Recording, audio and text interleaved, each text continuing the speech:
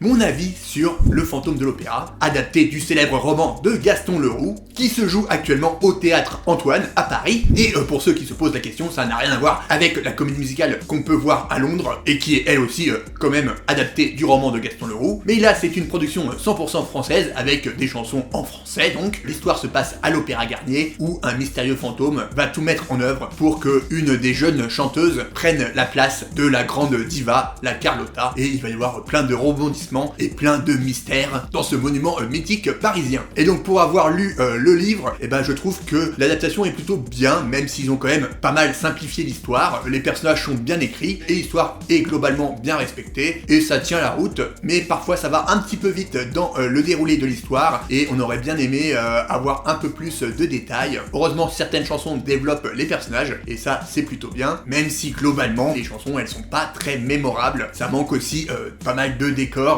Il y a juste quelques éléments qui vont figurer les coulisses ou la scène de théâtre et sinon derrière c'est juste un écran qui va projeter des images pour un petit peu mettre dans l'ambiance, mais il n'y a pas grand chose à voir et c'est pas très impressionnant. C'est un peu le problème de cette production. Je pense que c'est le manque de moyens, le manque d'ambition et du coup on se demande si c'était pas mieux de réadapter, de changer quelques petites choses quitte à être moins fidèle à l'œuvre originale et trouver d'autres choses pour compenser ce manque de moyens. Mais heureusement les comédiens sont vraiment formidables. Ils ont une très bonne maîtrise vocale et ils sauvent le spectacle. On peut mentionner Bastien Jacquemart en fantôme, Maëlys Zafran en Christine et Anaka en Carlotta. Je les trouve très très bons. Globalement, j'ai pas passé un mauvais moment et c'est assez divertissant. Mais si on a l'habitude d'aller voir des spectacles, si on a l'habitude d'aller voir des comédies musicales, on va vraiment rester sur sa faim. Donc à moins qu'on aime beaucoup l'œuvre de Gaston Leroux, je pense pas que ça vaille le coup d'aller voir ce spectacle comparé à d'autres.